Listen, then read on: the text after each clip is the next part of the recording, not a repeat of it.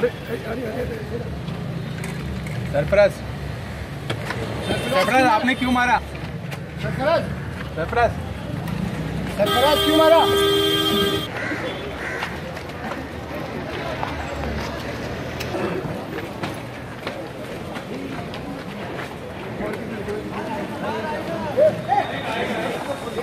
पाँच सितंबर को सिद्धार्थ सिंघवी करके एक वाइस प्रेसिडेंट है एचडीएफसी बैंक में।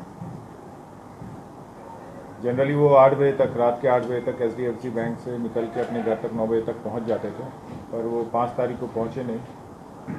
रात में उनके फादर, मदर और बाकी लोगों ने उनकी खोज की, नहीं मिले, तो अगले दिन उनके मिसिंग की कंप्लेंट पुलिस स्टेशन में दाखिल हुई। उस आधार पे पुलिस ने तहकीकात शुरू की।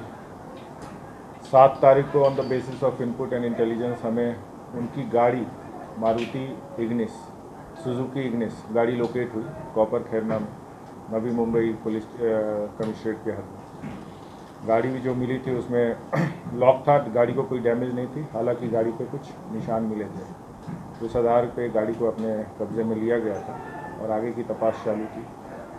फाइनली 9 तारीख को पुलिस को आरोपी जिसने ये वारदात को अंजाम दिया वो मिल गया था। आरोपी का नाम सरफराज शेख है। अभी उसकी कस्टडी ली गई है। हमने अभी ऑफेंस रजिस्टर किया है किडनैपिंग का अंडर सेक्शन 360, 364, 364, 364A एंड 365। बाद में उस आरोपी के बेसिस पे हमने बॉडी को रिकवर कर लिया है और अब उसमें 302, 397 बढ़ा है। कमला मिल घटना को अंजाम उसने उसके आरोपी के कहने के अनुसार घटना को उसने अंजाम वहीं पार्किंग लॉट में दिया था। वहाँ से बाद उसने वो बॉडी को ले जाके वहाँ पे डंप किया और बाद में वहाँ पे ये नवी मुंबई के हद में उसने गाड़ी को पार्क कर दिया। चाकू एक रिकवर किया गया है और अभी आरोपी के कहने के अनुसार इसी चाकू से उसने वारदात को अंजाम दिया। मुंबई पुलिस ने गिरफ्तार मुलजिम को कोर्ट में पेश किया है, जहां कोर्ट ने मुलजिम को पुलिस हिरासत में रखने का हुक्म दिया है।